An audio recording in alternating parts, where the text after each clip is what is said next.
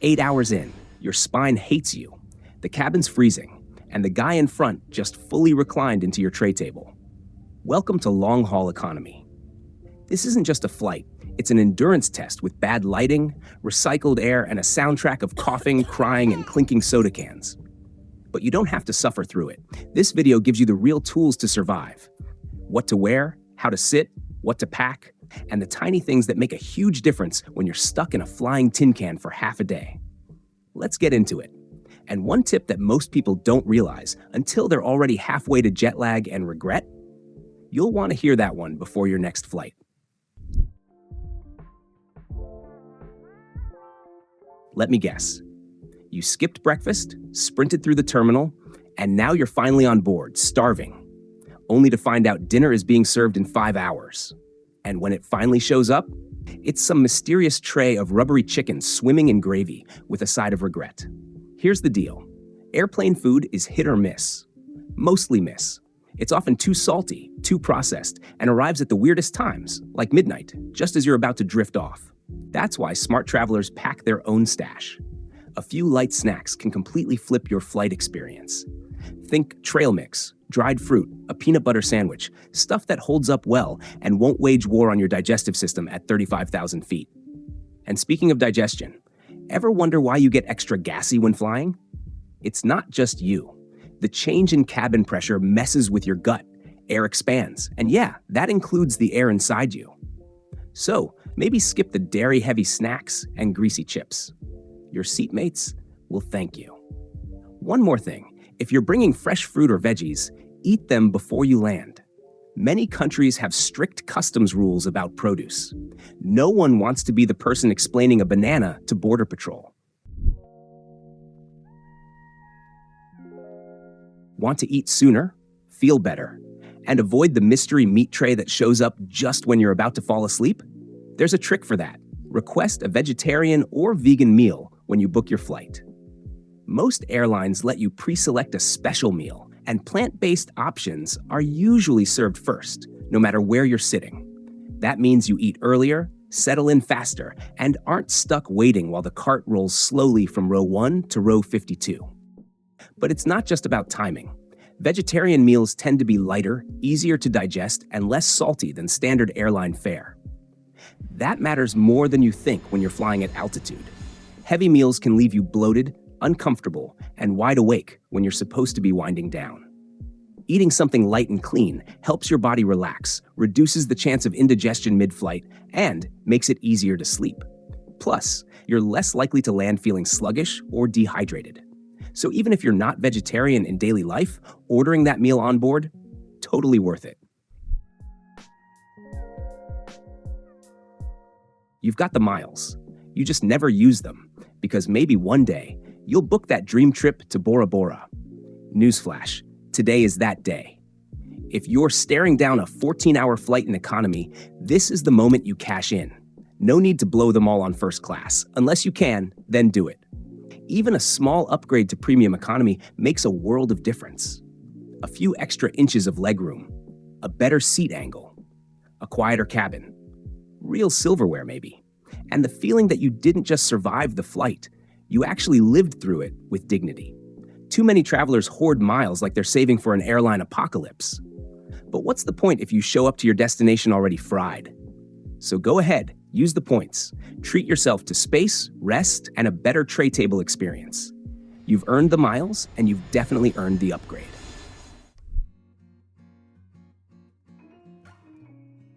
On a long-haul flight, your seat choice can make or break the whole experience, especially if you're hoping to sleep, stay clear-headed, or walk off the plane feeling like yourself.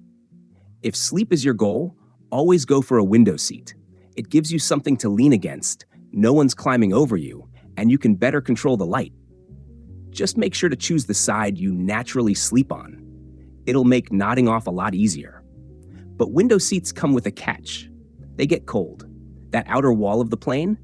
It's not insulated like a cozy cabin wall. It radiates cold, especially on overnight flights. And those blankets the airline provides? Tiny, thin, and not exactly warm. That's why you should always bring a large, warm scarf or wrap, something soft and big enough to pull over your head and shoulders. It turns your seat into a mini cocoon, blocks out light, dulls the noise, and traps warmth in just the right way. Plus, the air near the floor by the window tends to be cooler and fresher, so if you drape your scarf loosely, you'll get enough airflow to stay comfortable without freezing. It's like creating a quiet little bubble inside a packed cabin. Add a small, supportive travel pillow, not the oversized donut, but something that fits your neck and stays in place. And here's a move that seasoned flyers swear by. After you bundle up, buckle your seatbelt on top of your wrap. That way, the flight attendants can see it without waking you during turbulence checks. You keep sleeping, they keep walking. Everybody's happy. As for other seat options, aisle seats are fine if you like to stretch or need frequent bathroom breaks, but you'll trade quiet for convenience. You'll get bumped by carts, nudged by neighbors, and woken up by people climbing past. If you're a light sleeper, it's a gamble. Middle seats, only if you lost a bet. And wherever you sit, avoid spots near the lavatories or galley. They're noisy, high traffic, and sometimes come with less than pleasant smells. No one wants to fall asleep to the sound of clanging carts and flushing toilets. Your seat is your world for the next 10 to 15 hours. Choose wisely and make it work for you.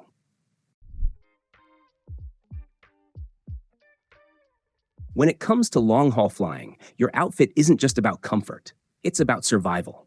So here's what you should do. Dress in soft, breathable layers that give your body room to move and adjust. Skip the skinny jeans, tight waistbands, or anything that hugs too closely. Cabin pressure makes most people bloat slightly mid-flight. Yes, even if you're in great shape. And the last thing you want is to be locked into a waistband that gets tighter by the hour. Instead, go for loose joggers, a stretchy t-shirt, and a zip-up hoodie or oversized cardigan that's easy to take on and off. Airports and airplanes swing wildly in temperature. One minute you're sweating in the boarding line, the next you're shivering under the tiny air vent above your seat. Layering is the only real defense. Don't forget socks, thick, clean ones. And yes, bring a scarf or large wrap. It doubles as a blanket, a light blocker, or a quick shield from the guy next to you who thinks the window light is his to control. And always, always, pack a clean set of clothes in your personal item. After a red-eye or 12-hour flight, changing into fresh clothes can make you feel human again. Doesn't matter if you're headed straight to a meeting or just grabbing a taxi. It's a reset button you'll be glad you had. Long flights aren't just tiring, they can quietly mess with your circulation. Sitting still for hours slows down blood flow in your legs, and in some cases, that can trigger something serious: deep vein thrombosis, or DVT. It's a type of blood clot that starts in the leg, but if it moves to your lungs or heart, the risk turns dangerous, fast. The good news? It's preventable, and one of the easiest ways to protect yourself is by wearing compression socks. You don't need anything fancy, just a good pair that provides gentle, graduated pressure from your ankle up the calf. That pressure helps your veins do their job, pushing blood back up to your heart instead of letting it pool in your lower legs. If you're over 40, recovering from surgery, taking hormonal medications, or have a family history of clotting, this isn't optional. But even if none of that applies, compression socks can still help reduce swelling and that heavy, restless leg feeling you get a few hours into the flight. Bonus benefit: compression socks aren't just about safety. They also help you feel fresher after the flight. Less puffiness, more energy, and if you've got plans to hike, explore, or hit the ground running, your legs won't be the thing slowing you down. Your shoes might seem like an afterthought when packing, but on a long-haul flight, they're a make-or-break detail. The wrong pair can turn a long day into a painful one before you even reach your gate. Here's what works: slip-on shoes with no laces, no buckles, and a little extra room. Why? Because feet swell in the air. It's totally normal. Cabin pressure, dehydration, and hours of sitting all combine to puff things up. So that pair of snug sneakers you love on the ground?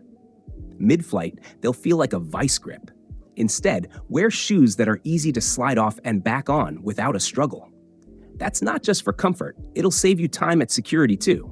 You don't want to be the person doing a balancing act in the TSA line while unlacing high tops or unzipping knee boots. And please, bring warm travel socks. The kind that make your feet feel safe, not just warm. Never go barefoot in the cabin, especially not into the lavatory. Airplane floors aren't exactly sanitary. Between turbulence, spills, and everything else that hits that carpet, you want something between you and it. There's a point on every long-haul flight, somewhere between the second movie and the sixth bathroom trip, when you start to feel off. Your skin's dry, your mouth tastes like recycled air, and you're pretty sure your hair gave up around hour 5. That's where your personal care kit comes in.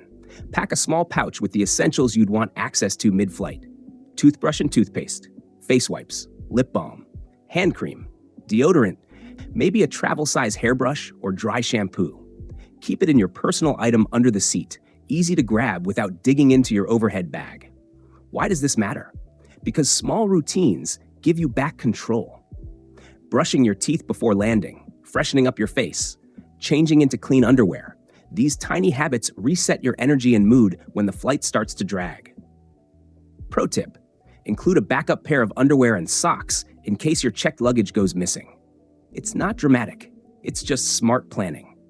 You'll feel a whole lot better facing customs or a delayed hotel check-in when you're not wearing the same socks from 30,000 feet. One more thing. If you wear contacts, bring your glasses.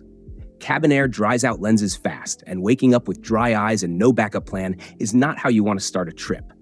Prepare like someone who's flown this route a dozen times, because once you do, you'll never go back to guessing.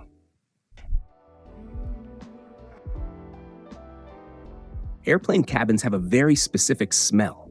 It's a mix of reheated food, stale air, cleaning chemicals, and whatever cologne the guy in 16B thought was a good idea at 6 a.m. Not exactly calming. One way to reset your senses? Bring a scent of your own. A small solid balm or essential oil roll-on, just a dab on your wrists, temples, or neck, is all you need. Natural options like peppermint, lavender, or clove work well. Peppermint helps you stay alert. Lavender calms your nerves and signals bedtime. Clove can balance out that strange plastic meets laundry smell floating through the cabin. And subtlety matters. This isn't about filling the air, it's about reclaiming your space. A light scent can send a message straight to your brain. You're okay, you're grounded, you can relax. You dab a little lavender oil on your wrist, pull your scarf gently over your head, and breathe in. The lights dim, the engine hum fades into the background. For a moment, you're not crammed into seat 38A, you're just still. Sometimes that's all it takes. Long-haul flights are brutal on your skin. The cabin air is dry, like desert dry. Humidity drops to around 10%, and your skin starts losing moisture before the plane even takes off. So don't think of skincare on a plane as extra. Think of it as self-preservation. Here's what helps. Pack a few travel-size essentials in your personal kit. A light moisturizer, lip balm, hydrating serum if you have one, and facial wipes, because after 8 hours in recycled air, you'll want to reset. Even better, bring an electrolyte packet like Pedialyte or Liquid IV to mix into your water. Hydrating from the inside out helps more than you'd think. Your skin, your energy, even your mood. Some travelers also bring under-eye patches or face masks, but honestly, you don't need the full spa routine. Just the basics, done consistently, are enough to keep your skin calm and comfortable. And when you land, you won't feel like your face aged 5 years midair, which, let's be honest, is a pretty nice bonus. Sure, a glass of wine at 35,000 feet sounds relaxing. You're on vacation. The seatbelt sign's off. Why not? Here's why. Flying already dehydrates you. The cabin air pulls moisture from your skin, your eyes, and yes, your entire system. Alcohol speeds that process up, way up. Even one drink can leave you dry-mouthed, foggy, and extra sluggish by the end of the flight. And if there's a layover or a long customs line waiting, that mild buzz can turn into a pounding headache real quick. It also messes with your sleep. You might doze off faster, but the quality of your rest tanks. You'll wake up groggier, thirstier, and more prone to jet lag. So instead of that mini bottle of Merlot, go for water. Lots of it. Bring a refillable bottle and keep sipping throughout the flight. Add a hydration mix if you want to level up. The difference it makes, both during and after the flight, is huge. Think of it as a small sacrifice now for a much better tomorrow. Time gets weird on long flights. Meals show up at midnight. The lights dim when your body wants to stay awake. Before you know it, you don't know if it's breakfast or bedtime. But experienced travelers don't just roll with it, they manage it. First move, set your watch to destination time and set your body clock to arrival mode. That one shift signals your brain to start adapting. If it's nighttime there, dim your screen, skip the second movie, and wind down. If it's morning, stay awake, move a little, hydrate. Next, break the flight into chunks. Set a quiet alarm every 2 to 3 hours to stretch, drink water, and reset. It keeps your blood flowing, your head clearer, and your energy from crashing all at once. If you're planning to sleep, do it with intention. Brush your teeth, put on your hoodie, use an eye mask. Treat it like real bedtime, not just dozing off mid-movie. The moment you arrive, skip the nap. Get sunlight, move your body, stay up until local bedtime. That's how you beat jet lag before it beats you. Time zones will try to mess with you, but if you take the lead, your body will follow.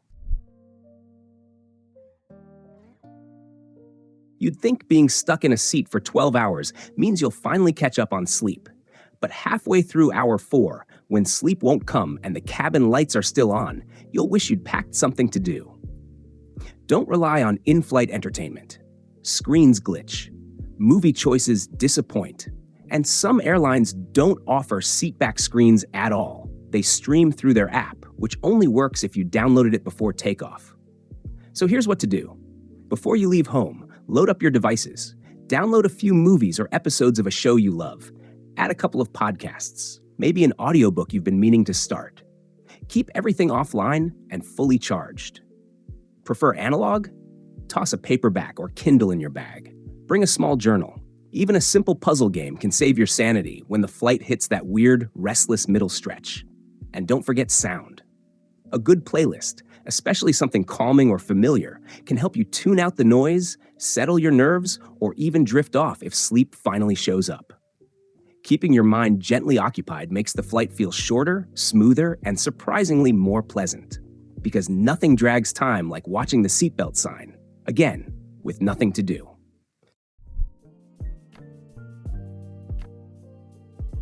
People always say the key to sleeping on a long flight is simple: neck pillow, eye mask, earplugs. Sounds easy, right? But let's be honest, sometimes that classic combo just doesn't work. The neck pillow? Bulky. And despite all the promises on the packaging, half the time it just pushes your head forward or feels awkward against the seat. Eye masks? Great. Unless you hate that elastic band digging into your head or the fabric pressing down on your face while you're trying to get comfortable. And earplugs?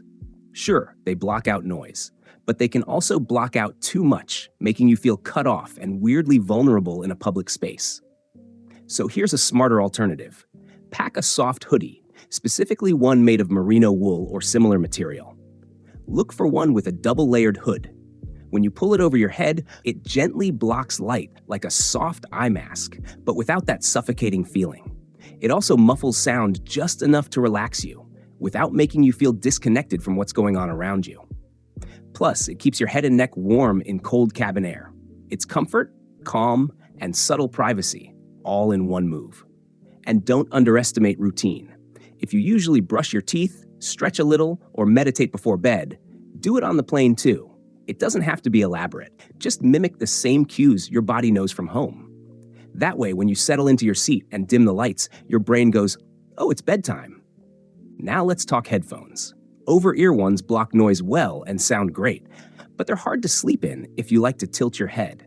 Standard earbuds are lighter, but if they fall out mid-flight, good luck finding them in the dark. The sweet spot? Try earbuds with an over-the-ear hook. They stay put, even if you shift around, which you will. Sleeping on a plane isn't about the gear, it's about making the gear work for you. When you're flying long haul, your phone, tablet, or laptop isn't just entertainment, it's your boarding pass, your map, your hotel check-in, your ride home. So keeping them charged and ready isn't optional, it's survival. Start with the basics. Bring a fully charged power bank. Not the giant brick that weighs down your bag, Just a solid back airline-approved model that gives you at least one full phone charge.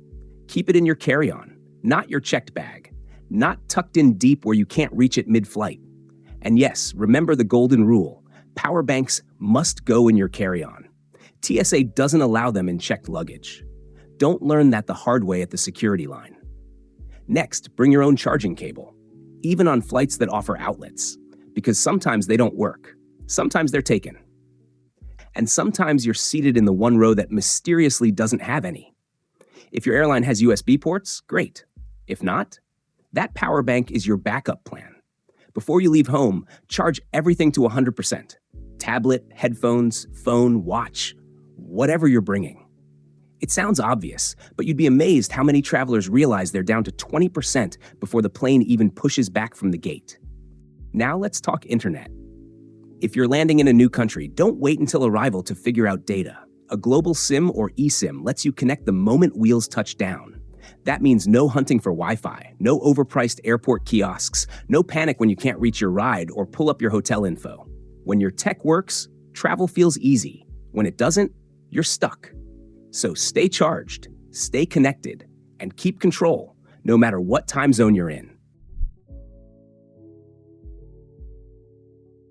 One last thing, maybe the most underrated tip of all: be kind to your flight attendants. They control the mood of the cabin more than anyone else. From meals to seatbelt checks to whether you get that extra ginger ale at 3 a.m., they've got a lot on their plate. And while they won't say it out loud, there are things passengers do that quietly drive them up the wall. We actually made a whole video about that. Things flight attendants secretly hate. And it's worth checking out before your next trip. I dropped the link down in the comments for you. So be patient, be respectful. A little kindness at 35,000 feet goes a long way. And if this video gave you even one tip that made you think, okay, I'm trying that, hit the like button. Share it with someone who always suffers through long flights. And subscribe if you want more no-nonsense travel tips that actually work. Now go pack smart, charge your gear, book your window seat, and I'll see you in the sky.